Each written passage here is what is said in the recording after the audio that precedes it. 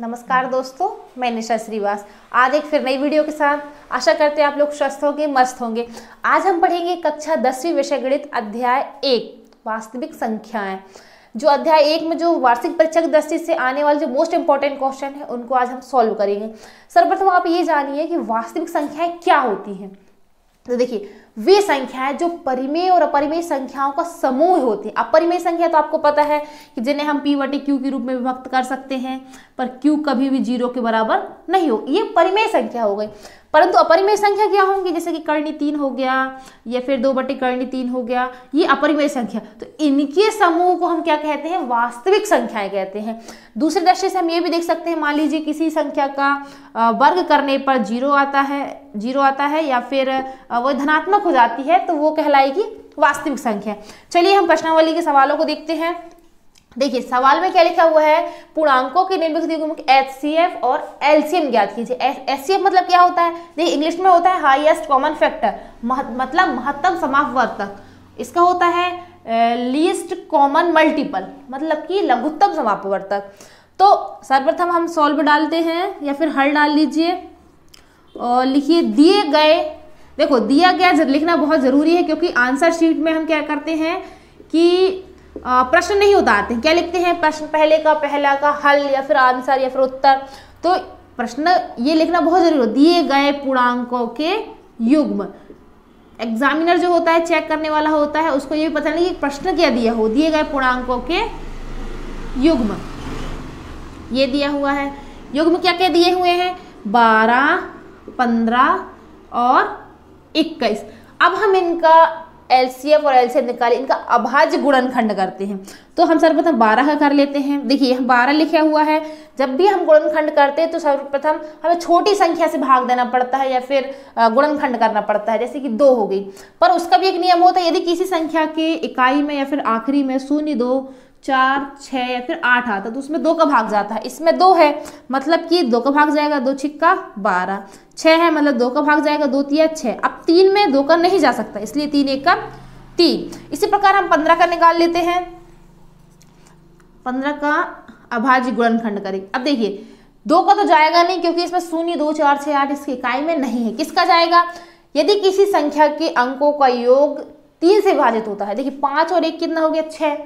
6 में 3 का भाग चला जाएगा, इसलिए इसमें किसका भाग जाएगा, 3 का। 3 5 15 और 5 1 5।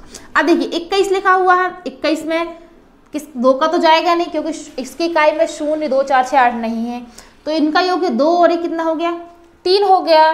3 में किसका भाग जाता, 3 का, इसलिए क्या हो, 3 का भाग जाएगा। 3 7 21 और 7 1 7। अब हम इनके गुणनखंडों को एक साथ लिख देते। कैसे, ये 12 दिया हुआ है, इसके गुणनखंड क्या लिख लिए हैं, 2 गुणा 2 गुणा 3।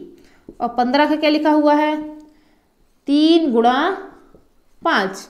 और 21 का क्या लिखा हुआ है, 3 गुणा 7। अब हमें HCF निकालना है, HCF। तो HCF वही होता है जो तीनों में कॉमन। तीनों में कॉमन क्या है, 2 है, इसमें 2 नहीं है, 3 है, इसमें तीनों में 3 है। देखिए ये तीनों में 3 में कॉमन थे, उभयनिष्ठ है, इसलिए इसका HCF क्या आ जाएगा, 3 आ जाएगा। अब LCM निकालने के लिए क्या करना पड़ता है, LCM के लिए अब देखिए यहाँ क्या लिखा हुआ है, सर्वप्रथम जो जोड़ा हमने बनाया है उसको सिर्फ एक बार लिख लीजिए। जोड़ा 1 3 का बना हुआ, इसलिए 3 को एक बार लिख। अब जो बचा हुआ उसको लिख दीजिए। 2 गुणा 2 बचा है यहाँ पे, 2 गुणा 2 गुणा, यहाँ 5 और 7 बचा हुआ है, 5 गुणा 7। LCM देखिए गुणा करेंगे, 3 दूनी 6, 6 दूनी 12, 12 पंचे 60 और 7, 60 गुणा 7 क्या हो जाएगा LCM इसका, 7 0 0 7 6 42, 420। LCM किसका कितना है इसका, 420।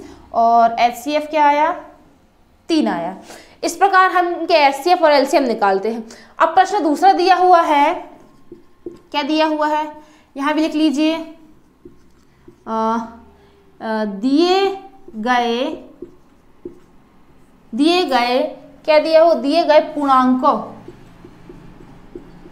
गए पूर्णांकों के युग्म।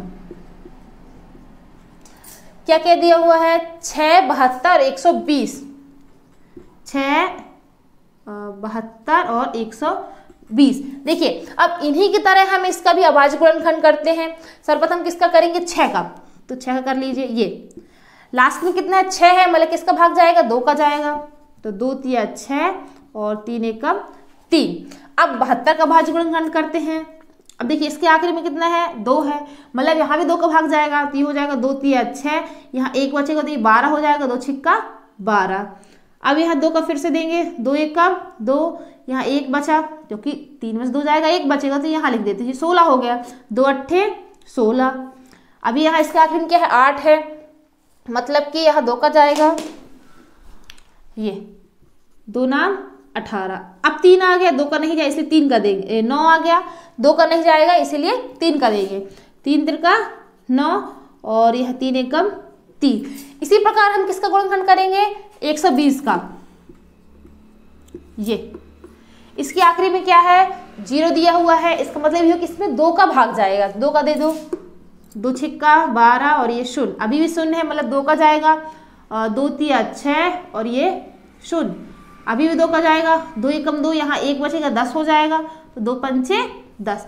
अब देखिए 15, 5 और 1 6 आया, इन दोनों का योग कितना हो, 6 आया है, मतलब इसमें 3 का जाएगा, क्योंकि इसके योग में 3 का पूरा पूरा भाग है इसलिए इसमें भी 3 का जाएगा, तो ये हो जाएगा 3 5 15 और ये 5 एकम 5। अब इनके गुणनखंडों को हम एक साथ लिख लेते हैं। सर्वप्रथम किसका लिखेंगे, 6 के क्या क्या आए हैं, 2 गुणा 3। अब देखिए 72 के भी लिख लेते हैं, 72 के क्या क्या है, 2 गुणा 2 गुणा 2 गुणा 3 गुणा 3। 120 के भी इसी साइड इस तरह लिख लेते हैं, 2 गुणा 2 गुणा 2 गुणा 2 गुणा 2 गुणा 3 गुणा 5। अब हम क्या निकालेंगे, HCF। अब देखिए HCF निकालेंगे इनके जोड़ों को, जोड़ा क्या है, 2 है, तीनों में 2 है, 3 तीनों में 3 है, अब 5 सिर्फ इसमें है और बाकी किसी में नहीं है, तो इनका जोड़ा बना लीजिए। ये 2 का जोड़ा बन गया और ये 3 का, तीनों में जो रहेगा उन्हीं को हम HCF मानेंगे, तो क्या आ जाएगा, 2 गुणा 3। इनको एक एक बार लिखते हैं, तो HCF आ जाएगा 6। अब हम इनका क्या निकालेंगे, LCM निकालेंगे। यहाँ हम लिख देते हैं, वहाँ जगह कम है थोड़ा सा, LCM। अब देखिए सर्वप्रथम हम ये करेंगे, जो जोड़ा बना हुआ है उन्हीं को पहले लिखते हैं। ये 2 और 3 का जोड़ा बना तो उनको एक एक बार लिखना है, मतलब 2 गुणा 3 कर दो सर्वप्रथम। फिर क्या, अब जो बचा हुआ है, क्या क्या बचा है, यहाँ बचा है 2 गुणा 3, तो यहाँ कर दो 2 गुणा 3। अब क्या बचा हुआ है इसमें, 2 गुणा 5, 2 गुणा 5। अब इनका गुणा कर दीजिए, चाहो तो आप 2 को भी पहले 2 को लिख लीजिए, फिर 3 को लिख लीजिए, फिर 5 को कर लीजिए। देखिए 2 तिया 6, 6 दूनी 12 और 12 दूनी 24, छोटे छोटे से गुणा करेंगे, 24 हो गया। अब ये 3 दूनी 6, 6 दूनी 12 और 12 पंचे 60, ये हो गया।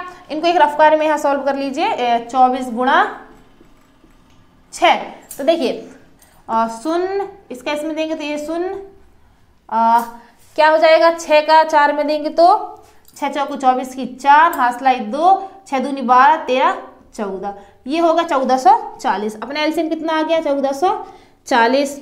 ये एलसीएम इसका है 1440 और एचसीएफ आया 6। इस प्रकार हम अब प्रश्न दूसरा देखते हैं। चलिए देखिए, हमने प्रश्न पहले सॉल्व किया, उसमें क्या लिखा था कि पूर्णांकों के निम्नलिखित युग्मों के एचसीएफ और एलसीएम ज्ञात करना। इसमें थोड़ा सा एक चीज और करना, क्या जांच करना है कि दो संख्याओं हो गुणनफल एलसीएम और एचसीएफ के गुणनफल के बराबर हो। दो संख्या कौन सी, जो ये प्रश्न लिखा हुआ है इनका जो गुणनफल होगा इनकी आने वाले एलसीएम और एचसीएफ के गुणनफल के बराबर होगा। तो आपको पता है कि सर्वप्रथम हमें क्या लिखना है, सॉल्व लिख लीजिए या फिर हल लिख लीजिए। दिए गए पूर्णांकों के योग, यहाँ लिख लीजिए दिए गए पूर्णांकों के युग्म, दिए गए पूर्णांकों के युग्म क्या लिए गए हैं 26 और 91।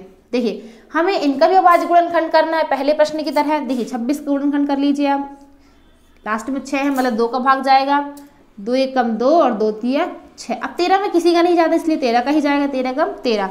अब यहाँ 91 है, कर लीजिए। ये देखिए 91 में किसका भाग चला जाएगा, 3 का जा सकता है, 3 3 का 9 नहीं जाएगा, तो हम इसका किसका भाग देते हैं, 7 का भाग दे देते हैं। ये 5 का भी नहीं जाएगा क्योंकि 0 5 नहीं है, 9 और 1 10 होता है, 10 में 3 का नहीं, इसलिए सीधे 4 का देते हैं, 7 का देते हैं, सॉरी 7 का देंगे। तो ये 7 एकम 7 बचा 2, यहाँ 2 आ गए, 21 हो गया और 7 दिया 21, ये 13। अब 13 का 13 में जाएगा। ठीक है, अब हम इनका गुणनखंड लिख लेते हैं। 26 2 गुणा 3 और 91 का क्या हो जाएगा, 7 गुणा 13। अब इन्हें HCF के लिए हम क्या करना पड़ता है, जोड़ा देखना पड़ता है। HCF किस किस का जोड़ा बन रहा है, 13 का, इसका HCF क्या आ जाएगा, 13 आ जाएगा। और LCM क्या आ जाएगा, LCM देखिए, LCM में 13 को पहले लिख लीजिए।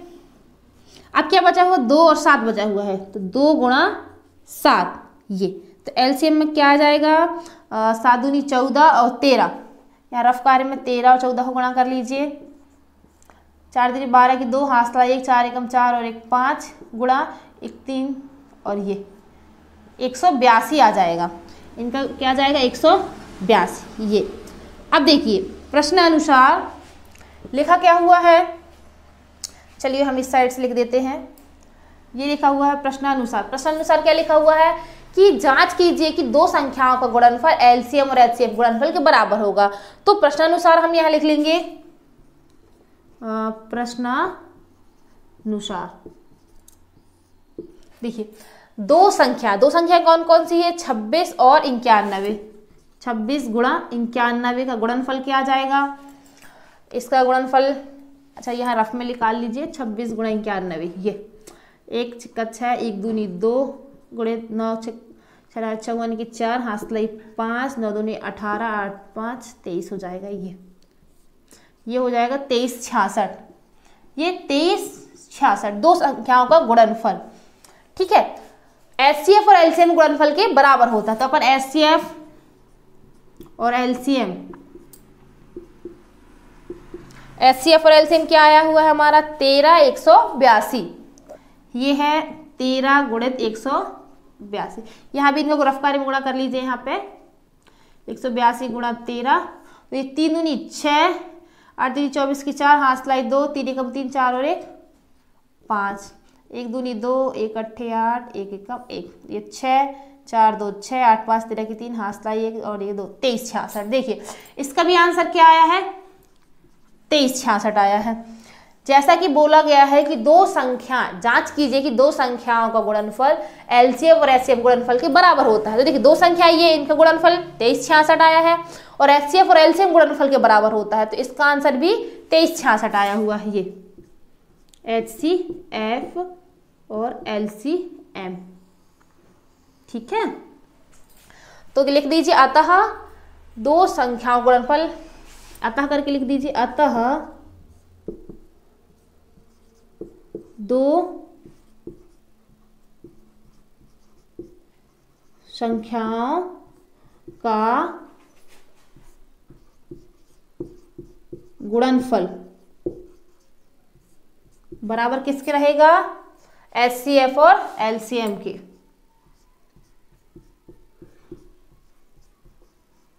ठीक है, इस देखिए दूसरा प्रश्न क्या है इसका, 336 और 52 लिखा हुआ है। यहाँ लिखिए दिए गए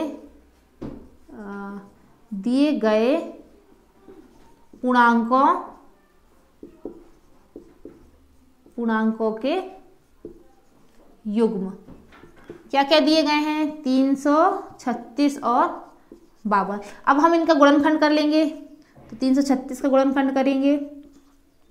देखिए इसके आखिरी में क्या है, 2 है, मतलब इसका इसके आखिरी में क्या है, 6 है, मतलब यहाँ 2 का भाग जाएगा, तो 2 एक कम 2, यहाँ 1 हो जाएगा तो 13 हो जाएगा, 2 छिक्का 12, यहाँ 1 बचेगा 16 हो जाएगा, 2 अट्ठे 16। ये अब फिर हम इसका 2 का देंगे क्योंकि इसके आखिरी में 8 है, 2 अट्ठे 16 और 2 चौको 8, फिर 2 का जाएगा, 2 चौको 8, 2 दूनी 4।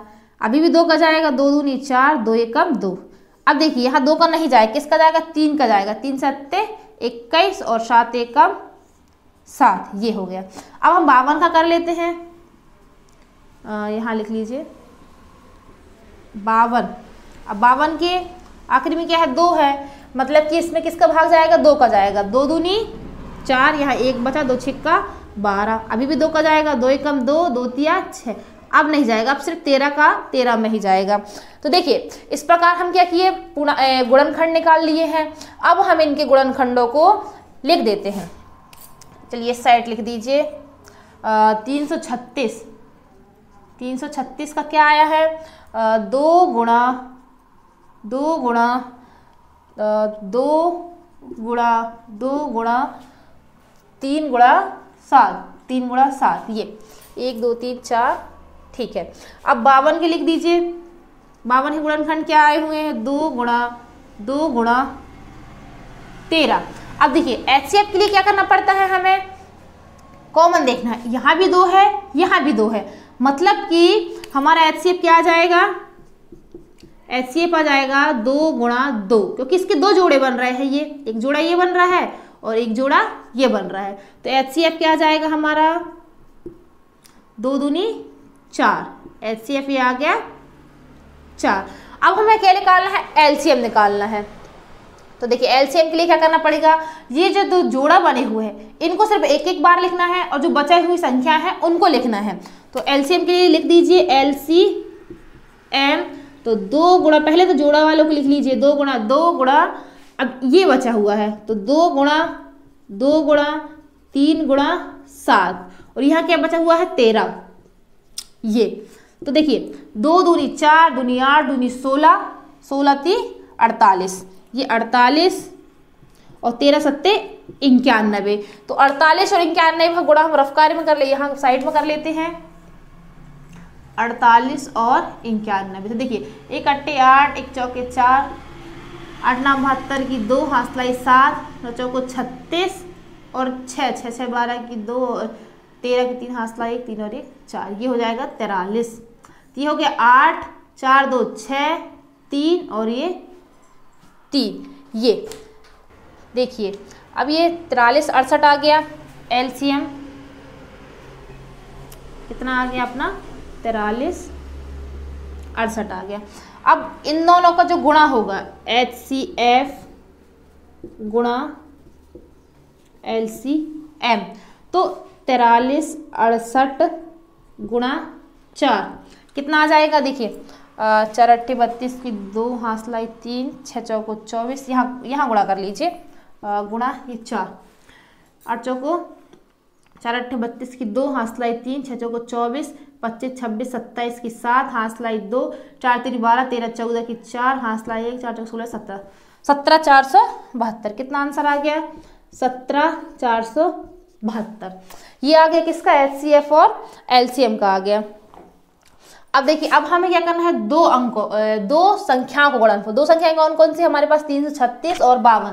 तो देखिए 336 गुणित 52, 2 संख्याएं हैं ये, यहाँ लिख लीजिए 2 संख्याओं का गुणनफल, 2 संख्याओं का गुणनफल। कौन कौन सी संख्या दी हुई है हमें, 336 गुणा 52, ये दिया हुआ है। अब इसको हम फिर से रफ में सॉल्व कर लेते हैं। देखिए यहाँ गुणा कर लीजिए, 336 गुणा 52, ये तो इसका 2 छिक्का 12 की 2, हासलाई 1, 2 तिया 6 और 1 7 और 3 दूनी 6, 5 छिक्का 30 का 0, हासलाई 3, 5 3 15, 16 17 18 की 8, हासलाई 1, 5 3 15 और 1 16, ये हो गया 2 7, 8 14 की 4, हासलाई 1, ये 17 472। 2 संख्याओं का गुणनफल भी क्या आया, 17 472, यहाँ ये हो जाएगा। ठीक है, इस प्रकार सिद्ध होता है। यहाँ लिख लीजिए, अतः दिख रहा है, ठीक है, चलिए लिख लीजिए, अतः 2 संख्याओं का गुणनफल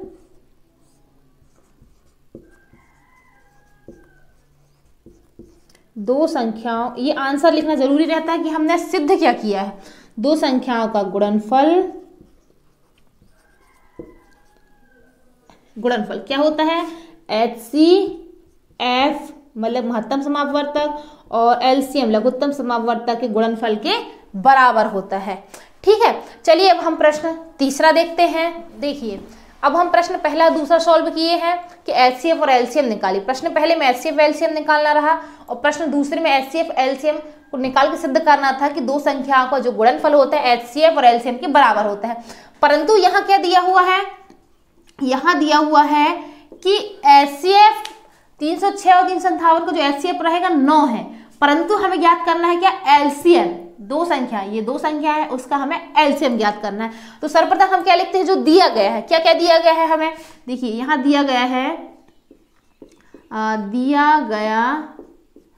है क्या क्या दिया गया है कि HCF 306 और 657 का जो HCF है वह 9 है। ज्ञात क्या करना है हमें, इसको भी लिख लीजिए LCM किसका, 306 और 657 का हम क्या ज्ञात करना है, क्वेश्चन मार्क बना लीजिए LCM। ठीक है, तो देखो हम जानते हैं कि दो संख्याओं का जो गुणनफल होता है वह HCF, वे दो संख्याएं कौन सी, 306 और 657 जो दो संख्याएं हैं उनके HCF और LCM गुणनफल के बराबर होता है। तो हम क्या जानते हैं, इसको लिख लीजिए, हम जानते हैं कि दो संख्याएं, कौन कौन सी संख्याएं, दो संख्याओं का गुणनफल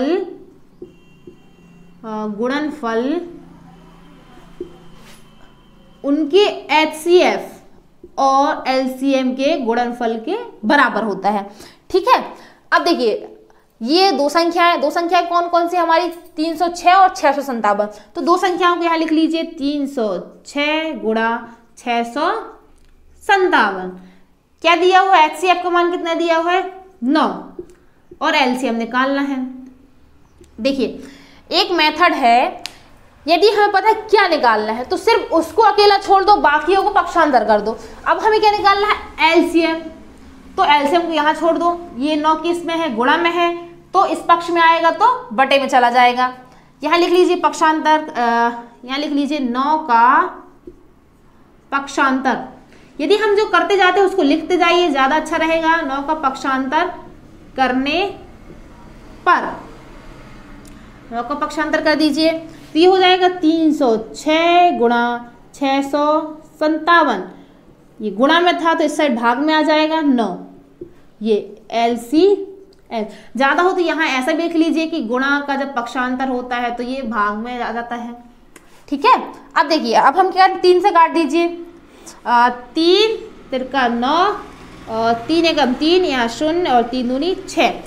अब 657 में 3 से कट जाएगा, 2 जो है 3 से नहीं कटेगा, 3 एकम 3, 3 दूनी 6, 3 एकम 3, अब यहाँ 2 बचा, यहाँ 2 बचा तो 27 हो गया, 3 नाम 27। अब देखिए 102 गुणा कितना आया है 219 LCM। अब हम यहाँ रफ कार्य कर लेते हैं, किसका 102 गुणा 219 ये कर लीजिए।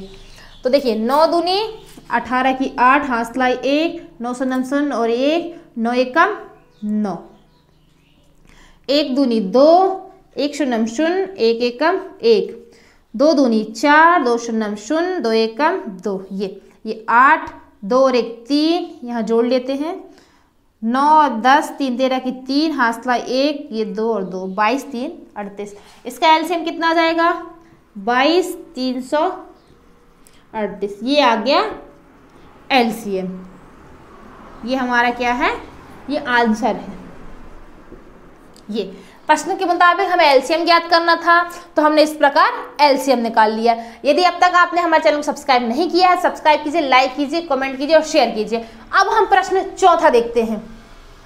देखिए हमने प्रश्न तीसरा तक हल किया। अब हम प्रश्न चौथा देखते हैं। प्रश्न चौथा क्या बोल रहा है, जांच कीजिए कि क्या किसी प्राकृत संख्या n के लिए 6n अंक 0 पर समाप्त हो सकती है। तो प्राकृत संख्या n के लिए 6 0 पर समाप्त हो सकती है। 0 मतलब कि जैसे 10 हो गया, 50 हो गया, जिसके आखिरी में 0 आए तो समाप्त हो सकती है क्या। तो देखिए हम सॉल्व करते हैं, जांच करना है। तो देखिए यदि वह क्या लिखा हुआ, यदि कोई संख्या है ना, यदि कोई संख्या, हम जानते हैं कि यदि कोई संख्या 0 पर समाप्त होगी या वह 10 से विभाजित होगी या फिर 2 से विभाजित होगी या फिर 5 से विभाजित होगी। तो लिख लीजिए यहाँ पे, यदि कोई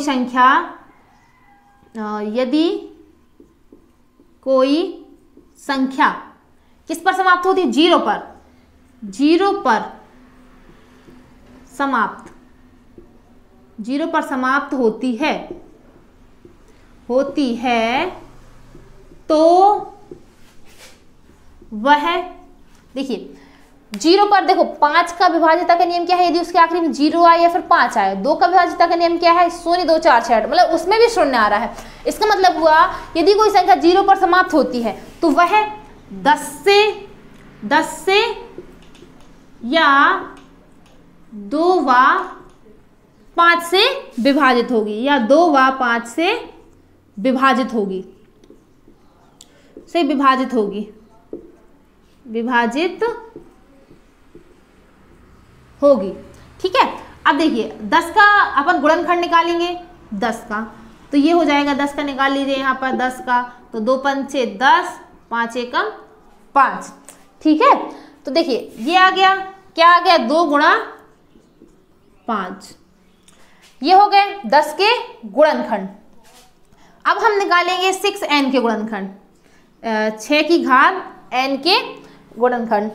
देखिए प्रश्न अनुसार हम क्या बोला गया है कि क्या कोई संख्या, प्राकृत संख्या n के लिए संख्या 6 की घात n अंक 0 पर समाप्त हो सकती है। तो हम मान लेते हैं यदि कोई संख्या 0 पर समाप्त होती है तो वह 10 से या 2 व 5 से विभाजित होगी। क्यों? क्योंकि 10 का यदि किसी अंक संख्या के आखिरी में 0 है तो 10 का उसमें पूरा पूरा भाग चला जाएगा, और 2 का भी जाएगा और 5 का भी जाएगा। तो हमने 10 का गुणनखंड निकाल लिया, क्या निकली, 2 गुणा 5। अब हम 6 की घात n के अभाज्य गुणनखंड निकालते हैं, अभाज्य गुणनखंड, ये क्या जाएगा, 2 गुणा 3। अब देखिए इसके ऊपर किसकी घात लगी है, n की घात लगी है, मतलब कि 2 गुणा 3, 6 का गुणनखंड कर रहे हैं तो 2 गुणा 3 आएगा, तो यहाँ इन दोनों में भी n रहेगा, तो ये हो जाएगा इस प्रकार। तो ये हो जाएगा 2 की घात n गुणा 3 की घात n। अब देखिए 6n के भाज्य गुणनखंड में हमें सिर्फ 2 मिल रहा है और 3 मिल रहा है, 5 तो है ही नहीं है, ना तो कि 2 है। तो ये किससे विभाजित होगा, 10 से, 2 से या फिर 5 से, जिसकी कोई संख्या के यदि 0 पर समाप्त होती है तो वह 10 से, 2 से या फिर 5 से विभाजित होगा। अब देखिए 6n के भाज्य गुणनखंड में हमें 2 की घात n गुणित 3 की घात n, ये 6n के हमें अभाज्य गुणनखंड मिल चुके हैं। ठीक है। अब हम लिख लेंगे 6n के, यहाँ लिख लीजिए 6 की घात n के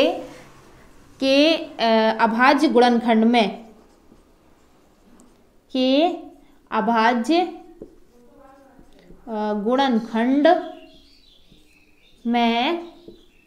क्या क्या मिल रहा है हमें, 6n के अभाज्य गुणनखंड में हमें मिल रहा है 2 की घात n व 3 की घात n, या फिर ये लिख लीजिए 2 व 3 है, किंतु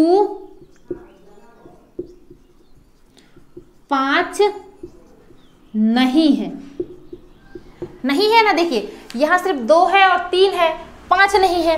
इसका मतलब ये हुआ कि जो 6n के अभाज्य गुणनखंड में 6 जो n है वह 5 से विभाजित नहीं होगा। ठीक है। अब 6n के अभाज्य गुणनखंड में लिखा था, इसीलिए जो रहेगा 6n इसे 5 विभाजित नहीं होता है, 6n 5 से विभाजित नहीं होगा। यहाँ लिख लीजिए अतः करके, हाँ यहाँ लिख लीजिए अतः 6 की घात n जो है वह 6 की घात n 5 से विभाजित विभाजित नहीं होगा, नहीं होगा। ठीक है, अब अंकगणित की आधारभूत प्रमेय होती है, अंकगणित की आधारभूत प्रमेय की अद्विता क्या होती है? अंकगणित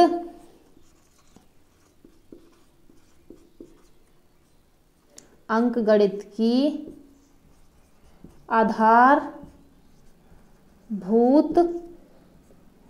आधारभूत प्रमेय की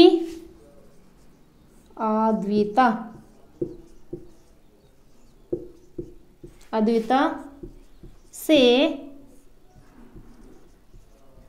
स्पष्ट है कि अंकगणित की आधारभूत प्रमेय की अद्विता क्या होती है कि इससे स्पष्ट है कि 6n है वह 5 से विभाजित नहीं होगा। क्यों? क्योंकि इसके गुणनखंड में सिर्फ हमें 2 मिला है, 3 मिला है, किंतु 5 नहीं मिला है। इसीलिए हम लिखेंगे कि स्पष्ट है कि क्या स्पष्ट है कि 6n जो है 6 की घात जो n है वह 5 से विभाजित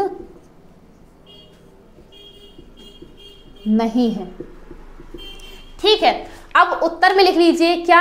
अतः किसी प्राकृत संख्या n के लिए संख्या 6 की घात n अंक 0 पर समाप्त नहीं हो सकती है। तो यहाँ अतः करके डाल दीजिए। अतः किसी प्राकृत संख्या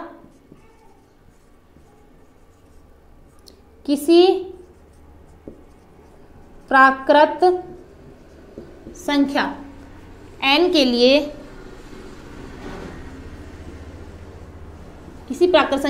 के लिए संख्या 6 की घात n अंक 0 पर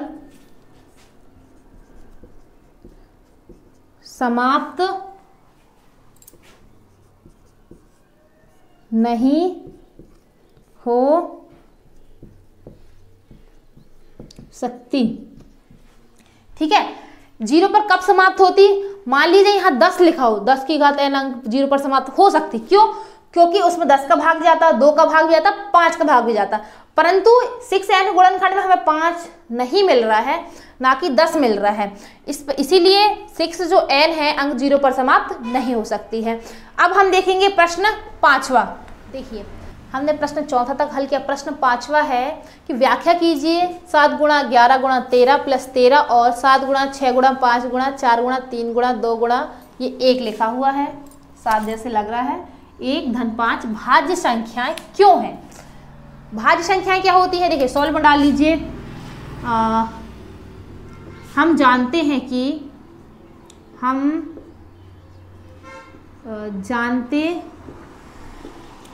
कि वे संख्याएं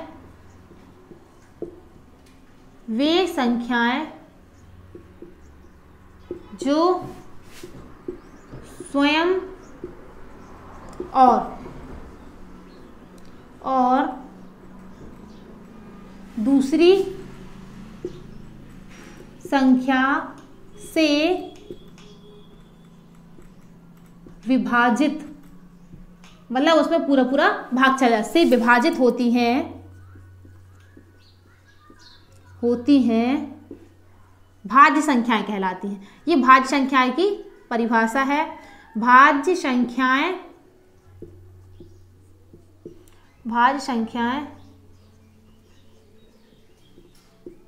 कहलाती हैं। ठीक है, अब ये इसमें पूछा ही गया है कि हमें सिद्ध करना है कि भाज्य संख्याएं क्यों हैं। तो हम इसकी परिभाषा लिख देते हैं कि हम जानते हैं कि वे संख्याएं जो स्वयं और दूसरे से, मतलब उसमें स्वयं का ही भाग चला जाए और किसी दूसरी संख्या का भी भाग चला जाए, भाज्य संख्याएं कहलाती हैं। अब पहले में क्या दिया हुआ है? 7 गुणा 11 गुणा 13 प्लस 7 गुणा 11 गुणा 13 प्लस 13 दिया हुआ है। तो हम लिख लेते हैं पहली दी गई संख्या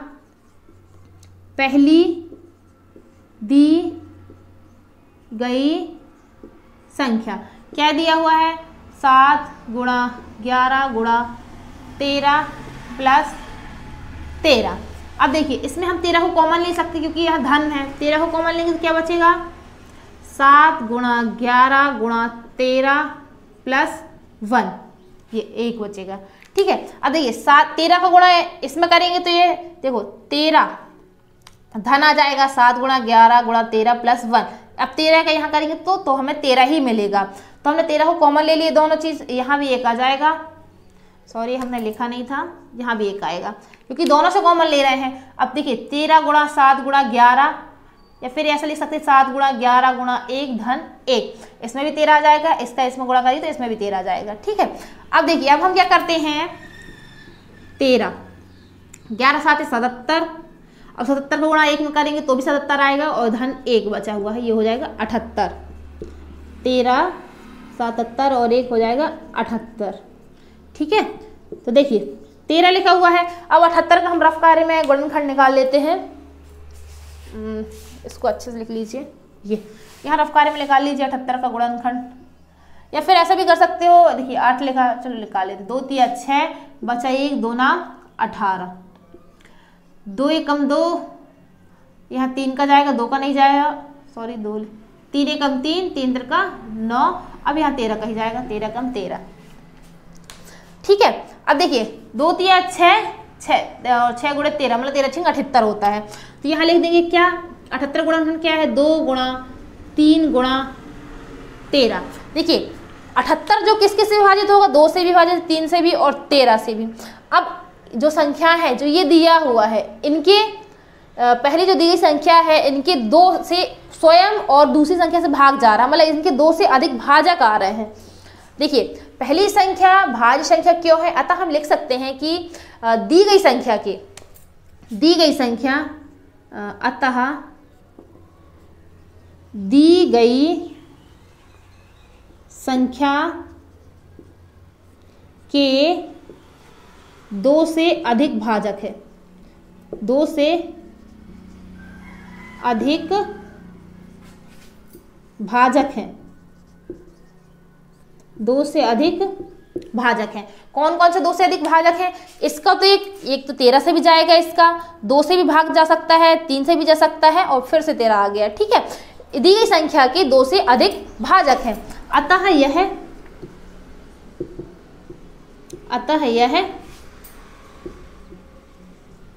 भाज्य संख्या है। ठीक है, अब देखिए हम इसको मिटा देते हैं, दूसरा लिख देते हैं। अतः हम नीचे कर देते हैं या फिर पहली दी गई संख्या, अब दूसरी दी गई संख्या, दूसरी दी गई संख्या दिख रहा है, यहाँ पे दिख रहा है। ठीक है, दूसरी दी गई संख्या क्या है, 7 गुणा 6 गुणा 5 गुणा 4 गुणा 3 गुणा 2 गुणा 1 और धन का 5 दिया हुआ है। ठीक है, अब देखिए इसमें क्या चीज़ कॉमन निकलेगी अपनी, इसमें भी 5 दिया हुआ और धन में भी 5 दिया हुआ है। हम यहाँ पर 5 को कॉमन निकाल सकते हैं, तो निकाल लीजिए कॉमन। यहाँ ऐसा कर दीजिए, 5 कॉमन निकल जाएगा। 7 गुणा 6 गुणा 4 गुणा 3 गुणा 2 गुणा 1 और धन 1। देखिए यहाँ भी कॉमन 5 था, यहाँ भी 5 था। अब इसमें गुणा नहीं लगा, धन का लगा है, मतलब ये 2 पक्ष हो गए, सॉरी 2 पक्ष क्या कह दिया, ये 2 पद हो गए। तो 5 देखो 5 का इसमें गुणा करेंगे तो क्या मिलेगा, 7 गुणा 6 गुणा 5 गुणा 4 गुणा 3 गुणा 1। अब 5 का इसमें भी गुणा होगा तो 5 एकम 5 हो जाएगा। ठीक है, अब हम इनका गुणा कर लेते हैं, यहाँ रफ कार्य में गुणा कर लीजिए। क्या गुणा आ जाएगा, देखो 7 छिंग 42, छोटी छोटी संख्याओं से गुणा कर लीजिए। 7 छिंग 42, ये 42 हो गया। 4 तिरी 12, 12 दूनी 24 और 24 एकम 24 हो गया। 4 दूनी 8 और 4 चौको 16, 2 दूनी 4 और 2 चौको 8, ये हो गया 8, 6 4 10 का शून्य, हाथ सड़ा 1 और ये 10, 1008 आ गया। ये क्या आ गया इसका आंसर, 1008 धन 1, ये और ये हो गया 5, ये 1009 आ गया। अब देखिए यहाँ पे हम इसको मिटा देते हैं, इसके आगे यहाँ से कर देते हैं अब देखिए जो 5 जो है किसके से विभाजित होगा, 5 से, 1009 से और 1 से, मतलब इसके भाजक कितने आ रहा है, 5 आ रहा है, 1 आ रहा है और 1009 आ रहा है, मतलब 2 से अधिक भाजक आ रहे हैं। अब यहाँ देखिए यहाँ भी 2 से अधिक भाजक आ रहे थे, सॉरी यहाँ थोड़ा गलत हो गया, 3 दूनी 6 ही आएगा, क्योंकि यहाँ पर 3 का भाग इसमें नहीं जा सकता है, 2 का बच जाएगा। तो इसके 2 अधिक भाजक थे, 13 का जा सकता रहा, 6 से जा सकता रहा, 1 से, इसलिए यह भाज्य संख्या है। यहाँ भी 2 से अधिक भाजक है, 5 है, 1009 है और 1 का तो परमानेंट जाता ही है। अतः हम लिख सकते हैं, अतः दूसरी दी गई, अतः दी गई संख्या के,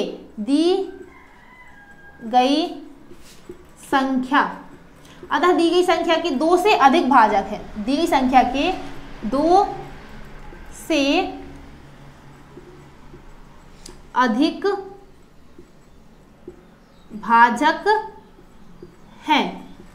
भाजक हैं, अतः यह भाज्य संख्या है, इसीलिए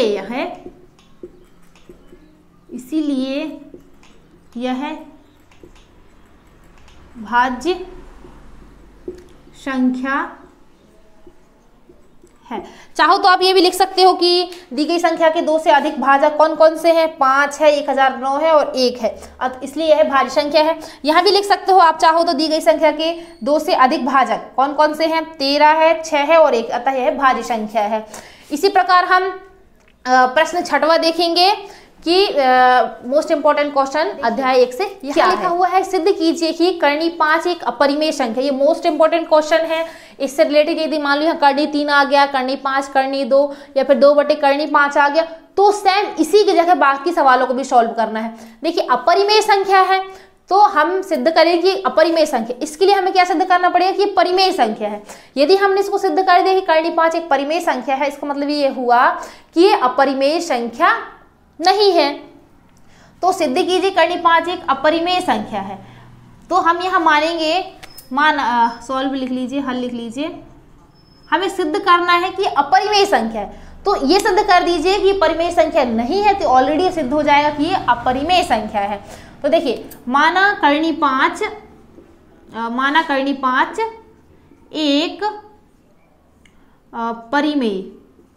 परिमेय संख्या है। परिमेय संख्या क्या होती है, जिन्हें हम P/Q के रूप में विभक्त कर सकते हैं। हम परिमेय संख्या क्यों मान रहे हैं, क्योंकि हमें सिद्ध करना अपरिमेय संख्या है। जब ये परिमेय संख्या होगी तो जाहिर सी बात है परिमेय नहीं होगी। अब हम यदि सिद्ध कर दिए कि ये परिमेय संख्या नहीं है, मतलब इसका क्या होगी, अपरिमेय संख्या है।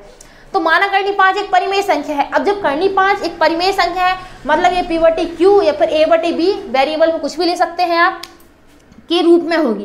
तो कर्णी 5 बराबर A/B, मतलब कि A/B के फॉर्म में रहेगी, P/Q के रूप में रहेगी। परिमेय संख्या क्योंकि जहां A और B क्या है, जहां A और B दो पूर्णांक है,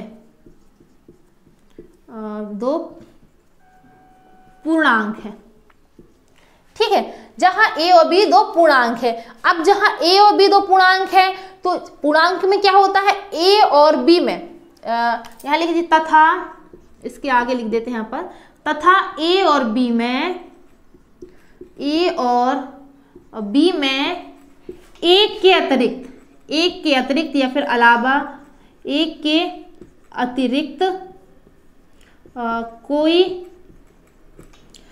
अतिरिक्त कोई दूसरा उभयनिष्ठ मतलब कॉमन उभयनिष्ठ गुणनखंड नहीं है। ठीक है, हमें क्या करना है, इसके मान लीजिए कर्णी 5 लिखा तो हम ऐसा लिख रहे हैं, यदि कर्णी 3 लिखा होता तो भी यहाँ कर्णी 3 लिखते, पर हमें जो ये लिखना है वो सेम लिखना है। अब हम यहाँ मान लिए A और B दो पूर्णांक है और A और B में एक के अतिरिक्त कोई दूसरा गुणनखंड नहीं है। ये परिमेय होने का नियम है कि उसमें एक दूसरा गुणनखंड नहीं आएगा। तो देखिए इसको मान लीजिए समीकरण पहला मान लीजिए। अब हम यहाँ वर्ग कर देते हैं, कर्णी 5 और A/B, ये इसका वर्ग कर दीजिए या फिर वर्ग नहीं कीजिए, एक काम कीजिए, इसको हम पहले पक्षांतर वगैरह कर लेते हैं। यहाँ करनी 5 लिख दीजिए यहाँ पे बराबर a बटे b। अब पक्षांतर करेंगे, किसका पक्षांतर करेंगे? b का पक्षांतर कर देंगे। भाग में था तो यहाँ जाके गुणा में हो जाएगा। यहाँ लिख दीजिए b का पक्षांतर करने पर। अब b का पक्षांतर करेंगे तो क्या हो जाएगा? b करनी 5, ये a आ जाएगा। अब देखिए b किस में था? गुणा में था, इसीलिए ये b भाग में था, इसलिए यहाँ गुणा में आ गया। अब यहाँ करनी 5 का हम पक्षांतर करेंगे तो क्या हो जाएगा? ये भाग में था तो यहाँ गुणा में चला जाएगा। b बराबर a बटे करनी 5। अभी हम वर्ग भी कर सकते हैं, कर दीजिए b की घात 2 और यहाँ a बटे करनी 5 की घात 2। यहाँ लिख दीजिए वर्ग करने पर। अब हम वर्ग करेंगे तो क्या हो जाएगा? देखिए ये b की घात 2 है, वर्ग करेंगे तो यहाँ घात 2 आ जाएगी, a में भी 2 घात 2 आ जाएगी, और करनी 5 और करनी 5 का हम जब 2 बार गुणा करेंगे, देखिए यहाँ लिखा है b की घात 2, यहाँ हो जाएगा a की घात 2। करनी 5 और करनी 5 का 2 बार गुणा होगा तो यहाँ आ जाएगा 5, ओनली 5 आ जाएगा। ठीक है, ये समीकरण 1 वहाँ हो गया, ये समीकरण 2 हो गया। अब देखिए हम इस साइड सॉल्व कर लेते हैं। ये तो स्पष्ट है कि इसके आगे हम यहाँ लिख देते हैं, यहाँ नीचे दिख रहा है क्या? ठीक है, समीकरण 2 से स्पष्ट है, समीकरण 2 से स्पष्ट है कि जो 5 है a की घात 2 को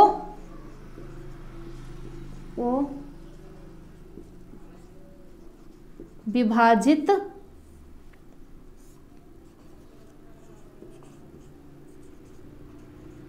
करता है।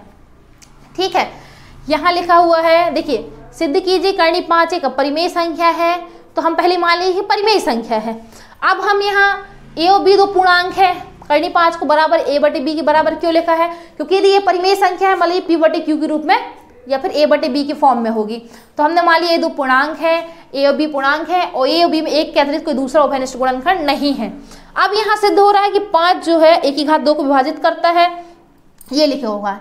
जब a की घात 2 को विभाजित करता है तो 5 जो है a को विभाजित करेगा, विभाजित करता है तो 5 a को भी विभाजित करेगा।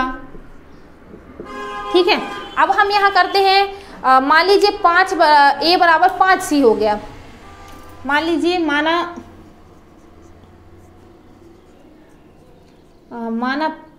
a बराबर 5c, जहाँ क्या है, जहाँ c एक पूर्णांक है। अब देखिए हम यहाँ बैठा देते हैं ऊपर का,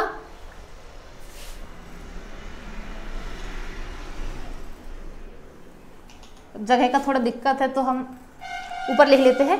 अब देखिए माना a बराबर 5, जहाँ इसी एक पूर्णांक है, तो हम a का जो मान है वह समीकरण 2 में रख देंगे।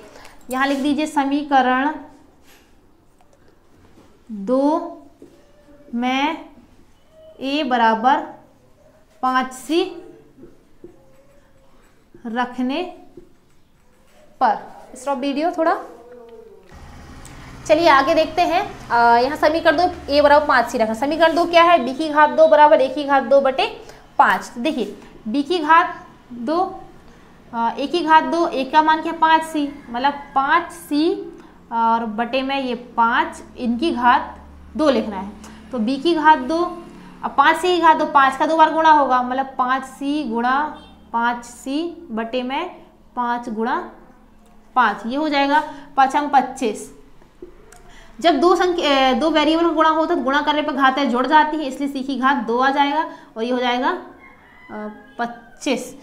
सॉरी यहाँ क्या होगा, ये 5 एक ही, सिर्फ यहाँ पर सॉरी एक ही घात 2 बस लगा है, मतलब हमें 5 c की घात 2 बस यहाँ करना है, या सिर्फ 5 रहेगा ये। अब ये 5 से ये कट जाएगा, 5 एकम 5, 5 हम 25, तो ये हो जाएगा 5 c की घात 2। अब देखिए यहाँ पे हम किसका मान निकाल लेते हैं, b की घात c की घात 2 का मान निकाल लेते हैं। तो ये b की घात 2 के बटे में ये 5 आ जाएगा, बराबर यहाँ क्या बचेगा, c की घात 2। ये हमने इसका पक्षांतर कर दिया है, इसका पक्षांतर कर दिया, ये गुणा में था इसलिए यहाँ भाग में आ गया। ये समीकरण 1 बन गया था 2 और ये 3 हो गया। अब देखिए समीकरण 3 से स्पष्ट क्या हो रहा है, समीकरण 3 से स्पष्ट है कि 5 b की घात 2 को विभाजित करता है, b की घात 2 को विभाजित करता है। अब देखिए यहाँ पे समीकरण 3 ये लिखा हुआ है, 5 जो है b की घात 2 को विभाजित कर रहा है। जब ये b की घात 2 को विभाजित करता है तो जाहिर सी बात है 5 b को भी विभाजित करेगा। तो यहाँ लिख दीजिए, तो 5 b को भी विभाजित करेगा, b को भी विभाजित करेगा। अब देखिए a जो था एक ही 5 जो था एक ही घात 2 को विभाजित कर रहा था और 5 a को विभाजित कर रहा था। अब यहाँ है 5 b को की घात 2 को विभाजित करता है और 5 b को विभाजित करता है। तो समीकरण 2 था, सॉरी इसको 3 मान लीजिए, नहीं समीकरण 2 और 3 से स्पष्ट है, ऐसा लिख सकते हैं अपन। इसके आगे लिख सकते हैं समीकरण 2 हम मिटा दिए हैं, समीकरण 2 व 3 से स्पष्ट है कि दिए गए पूर्णांक दिए गए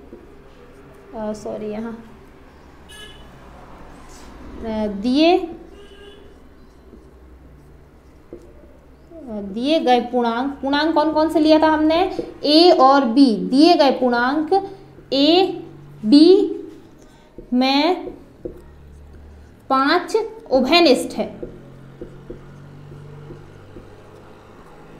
5 उभयनिष्ठ है। ठीक है, देखिए यहाँ 5 उभयनिष्ठ कैसे आ रहा है, a की घात 2 को विभाजित कर रहा है और a को भी विभाजित कर रहा है, और यहाँ 5 b की घात 2 को विभाजित कर रहा है और b को भी विभाजित कर रहा है। इसीलिए समीकरण 2 और 3 से स्पष्ट है कि a पूर्णांक a और b लिख लीजिए, a b रहने दीजिए, a और b लिख लीजिए, ज़्यादा अच्छा रहेगा। a और b में 5 उभयनिष्ठ है, परंतु परिमेय संख्या वे होती है जिनमें एक के अतिरिक्त, हमने पहले लिखा था एक के अतिरिक्त जिसमें उभयनिष्ठ ना हो। तो यह हमारी कल्पना के विपरीत है क्योंकि इसमें 5 ही उभयनिष्ठ आ रहा है। यह यहाँ लिख लीजिए, यह हमारी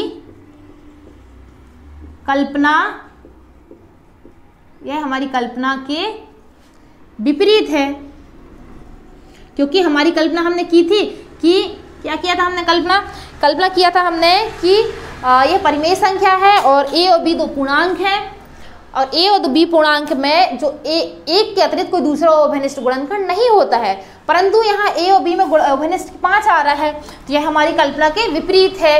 अतः यह एक परिमेय संख्या नहीं है। परिमेय संख्या कब होती, जब इनमें एक के अतिरिक्त कोई दूसरा उभयनिष्ठ गुणनखंड नहीं आता, तब ये अपरिमेय संख्या होती। और यह हमारी विरोधाभास के कारण हुआ है, क्योंकि हमने तो कल्पना की थी, कल्पना के विपरीत है ये। अतः करनी 5 जो है, अतः करनी 5 एक अपरिमेय संख्या है। देखिए अब मान लीजिए यहाँ प्रश्न आता है कि करनी 3 एक अपरिमेय संख्या है, तो हम सेम यही करते हैं उसमें भी, और उसमें सर मेन चीज रहती है कि हमें सिर्फ इतना याद रखना है कि परिमेय संख्या वही होगी, ए और बी के पूर्णांक है, यदि ए और बी दो पूर्णांक है और उसमें एक के अतिरिक्त कोई दूसरा उभयनिष्ठ गुणनखंड नहीं आ रहा है, इसका मतलब यह कि परिमेय संख्या है।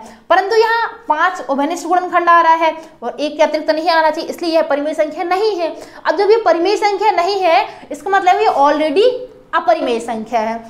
ठीक है, इस तरह हमने देखा कि अध्याय 1 के जो मोस्ट इंपॉर्टेंट क्वेश्चन है वार्षिक परीक्षा में है यही आएंगे। तो अब तक यदि आपने हमारे चैनल को सब्सक्राइब नहीं किया, सब्सक्राइब कीजिए, लाइक कीजिए, कमेंट कीजिए और शेयर कीजिए। तब तक के लिए धन्यवाद। जय हिंद। मिलते हैं नेक्स्ट वीडियो में।